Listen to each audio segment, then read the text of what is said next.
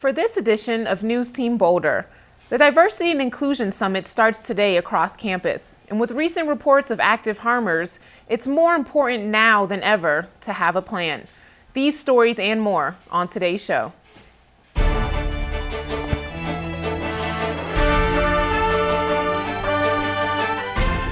From the Roser Atlas Center and the College of Media, Communication, and Information, this is NewsTeam Boulder.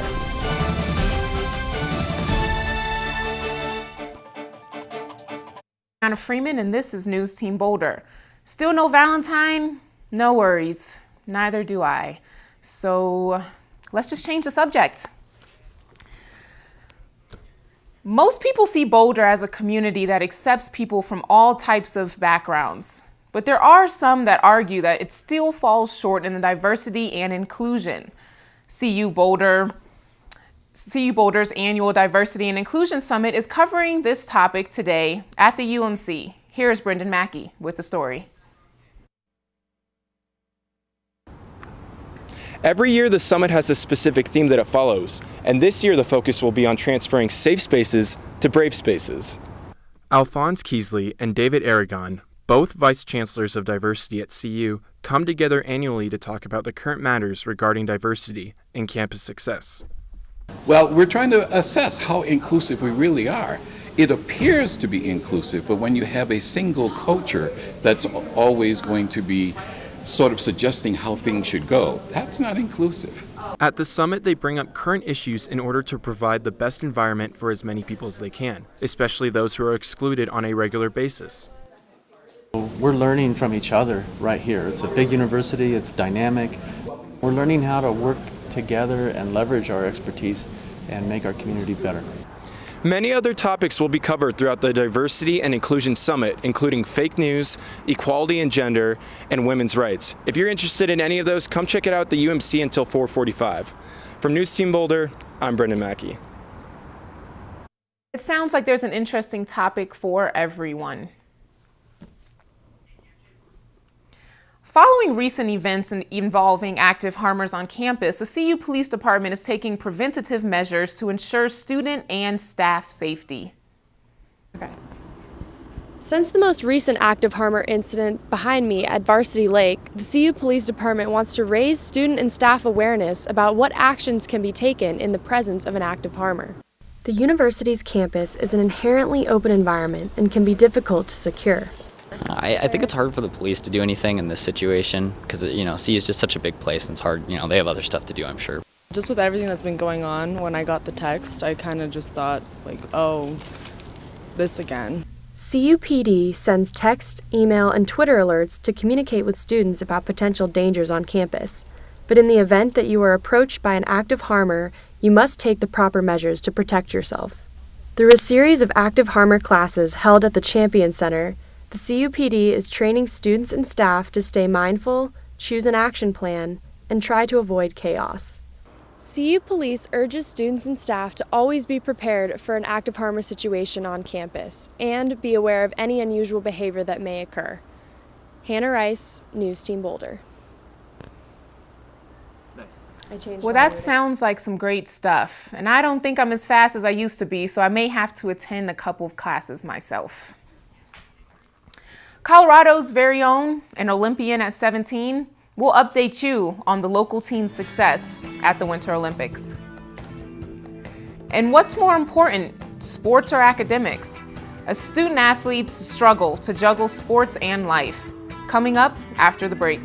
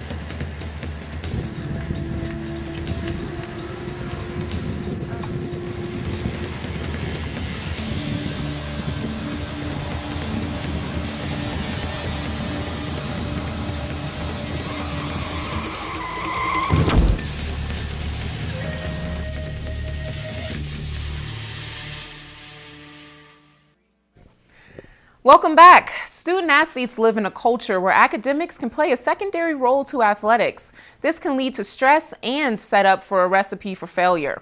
Audrey Rodriguez explores this issue. We perceive student athletes as living the dream, but does living the dream live up to the reality? I spent some time with athletes to hear their perspective. 24 hours in Aaron's day is usually not enough. Aaron Hagler is a two-sport athlete in the competitive Pac-12 conference. Finding a happy medium between athletics and academics is difficult, particularly when your sport comes first. I had to eat lunch on the way to my next class, so that was kind of challenging. According to a Penn Berlin survey, 54% of athletes say they do not have enough time to study for tests, and 80% of Pac-12 students say they have missed a class for competition. People think it's so nice to miss class, but it's awful because then you're responsible for all that work. Some student athletes suggest having a sports psychologist help them manage their time and stress. Chris Bader, the counseling and sports psychologist for CU Athletics, helps student athletes find ways to deal with the pressure. If they have a big game coming up, a conference game, a conference matchup, and it happens to be one of those weeks where they have 2 or 3 exams, it just compounded stress. Student athletes are defined by their sport. It takes perseverance, passion, and a whole lot of motivation in order to get your name immortalized in a trophy case. But student athletes serve 2 masters, academics and athletics, and finding a way to balance the 2 is easier said than done. Mindy Scarlo, the Associate Director for Academics for CU Athletics, helps student athletes with time management. To make sure that students really have access to all the resources that they need, but sometimes that's just spending time to figure out how to be most efficient with your time. 71% of student athletes say sleep is the #1 thing that their athletic time commitments prevent them from doing, ultimately hindering their athletic and academic performance.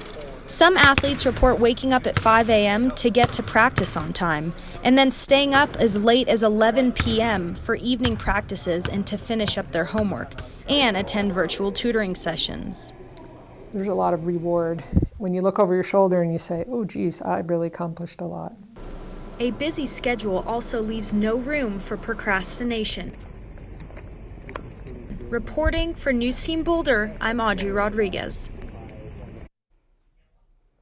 Good news for student athletes. Statistics from the NCAA show that student athletes' graduation rates are on the rise, recording a high of 87% in 2017. Hopefully all student athletes know the resources they have available to help. Over the weekend, we had great news for Silverthorne native Red Gerard. The 17-year-old snowboarder was the first USA team member to snag gold in Pyeongchang. Gerard prepped for his award-winning routine by oversleeping and having to borrow his roommate's jacket for the event. We can't all be Olympians, but winter sports don't stop on the slopes. Boulder is committed to supporting environmental causes and getting outside during these cold months, rain, shine, or snow. When's the last time you rode your bike in the middle of February? A lot of Boulder residents do it every day. When the temperature plummets, biking to work is not fun, but Boulder cycling enthusiasts are trying to change that mindset. Community Cycles holds workshops weekly to help inform the public about biking issues that may arise. One of their workshops is called Commuting 101 and prepares people for riding their bikes in the winter months. Your bike is probably just fine. It's probably perfectly suitable for riding in the winter. The clothes that you wear, that you go skiing in, that you shovel your snow with, they're probably great for riding a bike, and a lot of what it comes down to is just having a positive attitude. It is easy to do, and I encourage you to do it. I'm a working professional. I have a lot of places that I have to be. I don't have a car or a driver's license, and I get every place just fine. Riding your bike in the winter shouldn't be much different than riding it in the summer. You just have to remember to wear warm layers, fill your water bottle up with hot water to prevent it from freezing, and always wear your helmet. Last week, Boulder participated in its annual Walk and Bike Week, and Friday was International Bike to Work Day. The CU Environmental Center held an event on Friday to raise awareness. I biked to the bus, and then I bus from downtown Denver to Boulder, and then I bike around Boulder when I'm at work and do that all in reverse to get home.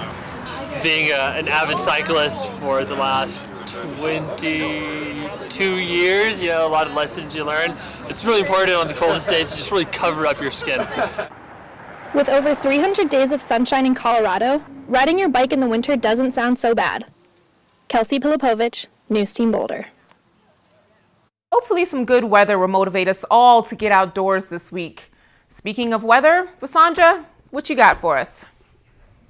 Yeah, Ariana, after the break, we're going to look at how a weekend full of snow and frigid temperatures has paved the way for sunshine this week.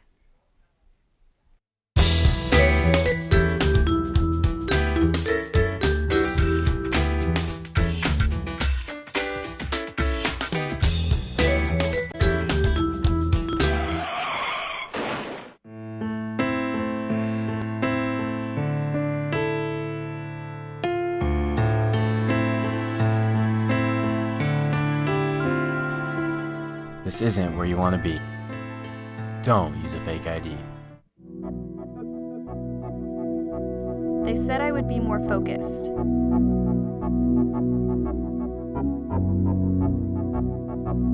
They said I'd get better grades. It's nothing like they told me.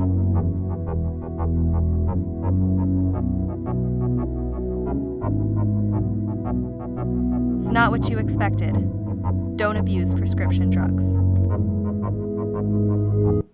Thanks for joining us again. I'm Vasandra with NewsTeam's Tuesday weather forecast. Currently, it's finally sunny outside, but still a crisp 27 degrees. You probably woke up to ice on your windshield, but it'll most likely melt on its own by the afternoon. Across Colorado, we're looking at pretty mild Tuesday. The lowest temperatures are in Aspen and Craig at 41 degrees, and southeast Colorado is looking at perfect weather today in the low 60s. Denver is slightly warmer than Boulder at Fort Collins at 53 degrees. As weekend snowstorms pass, we're looking at fairly normal winter temperatures across the country today. The coldest temperatures are staying in the Midwest at Minneapolis with 29 degrees and Chicago at 31. The Southwest is due for a beautiful Tuesday with temperatures in the 60s and 70s. Miami, as always, is at a toasty 81 degrees. New York is also pretty warm for the winter as well today at 57 degrees. This evening, we are staying just slightly above freezing temperatures at 34 degrees, but look forward to clear skies and catch a glimpse of the stars tonight. Tomorrow, we're going to get a little warmer with a high almost 10 degrees warmer than today's high at 57 degrees. The low will stay about the same as tonight at 34. And tomorrow will be partly cloudy, so get your daily dose of vitamin D today. This week will be a nice break from all the snow we had last week. Mother Nature must be romantic because we're looking at a gorgeous nearly 60 degrees on Valentine's Day. Thursday and Friday are expected to be sunny and in the mid-40s. But watch out for extremely cold temperatures on Thursday and Friday night. Hopefully the ice will have melted by then, so you won't have to worry about black ice. Hope you guys are staying toasty at the desk. Thanks, Vasandra. We're doing our best. Yeah, that's right, we are. Coming up next, I've got the story on how a local organization is getting at-risk youth involved in sports and their community. Yeah, how dope was that party last night, man? Yeah, no. Wait, I can't really. You're breaking up. Off service. Yeah, no, and then he shoved me, and I was like, that's not cool. And so I just rocked him, and it was tight. It was a total dime piece, man. Took her back to my place, had a few drinks, you know what I mean. And after all of that, she told me she had a kid, and I'm not trying to be any part of that right there. You know what I mean? It was a crazy.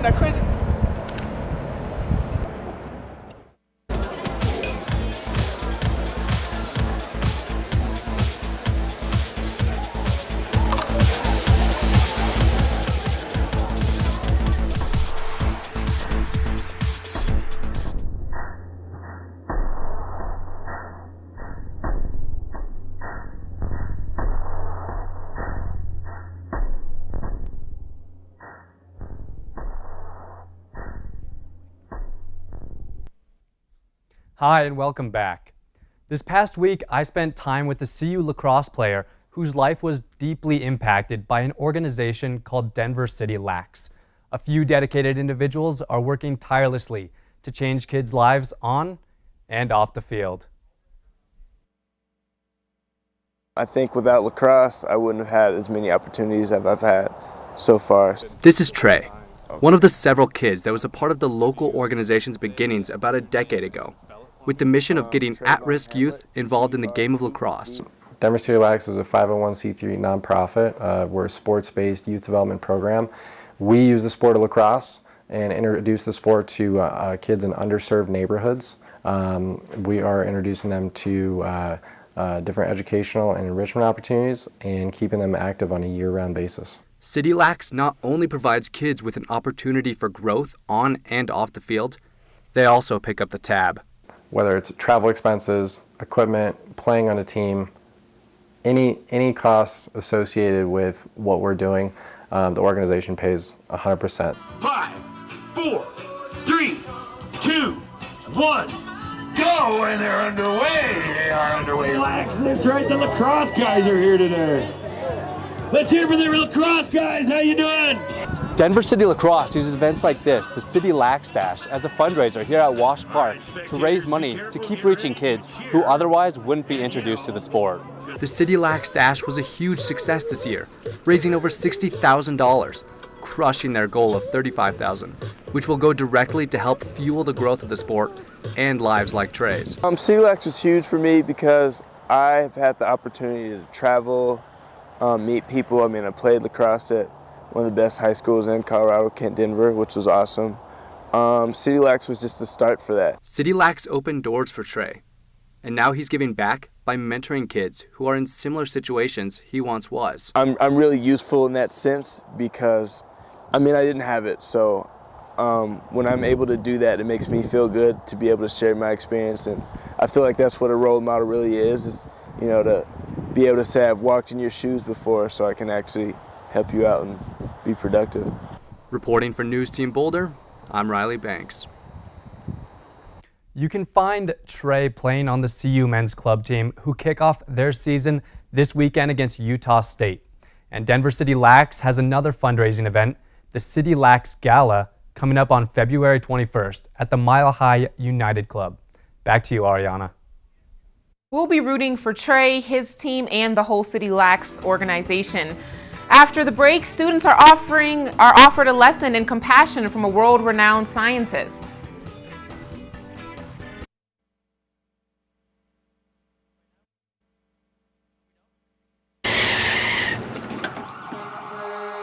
The truck slipped. It began to slide. Then no memory. Later, silence, heavy wind, cold rain. We were not seriously injured. We unbuckled our seatbelts, squeezed through this crushed window space, then crawled and walked away from this rollover accident. Buckle up for life.